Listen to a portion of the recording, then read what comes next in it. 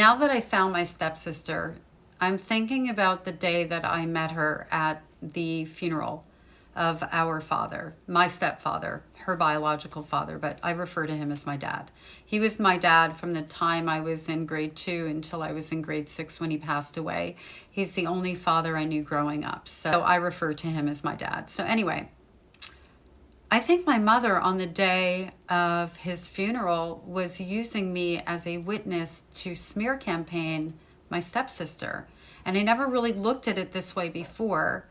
And I'm going through the memory, and I just wanted to share it with you guys because I'm wondering if anybody else will have the perspective that I have, or maybe somebody will give me some input that makes me go to some other level of clarity. And before I reach out to my stepsister, which I'm going to do early next week, I kind of want to have as many of my ducks in a row as I can. And I also want to validate her in case that was the situation, which I know my mother was smearing her. There's no question, but I'm wondering if it is the way I think it is, or maybe I'm missing something. So on the day of my father's funeral, when everybody was in the living room at my mother's house, and no, there was no Shiva. And by the way, she married someone else 4 months later. That's how my mother rolls, one to the next.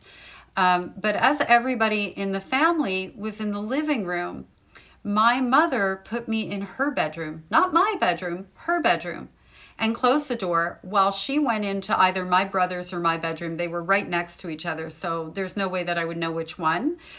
But she went in there with my stepsister Heidi, and they were having an argument, and I couldn't hear what it was about, and I was trying. I couldn't hear what it was about at all, but I could hear that the voices were raised. My mother came like bounding into the bedroom and went into the closet, and she grabbed the necklace that my father wore every single day.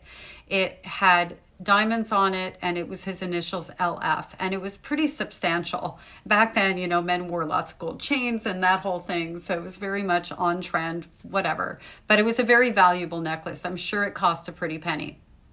My mother held it out, and she said, there's 2 of these, but I'm going to give this one to Heidi because Heidi wants something. She needs this. She needs to have it. And she really made a big deal out of it. And the way that I feel the insinuation was that Heidi was only there to get something.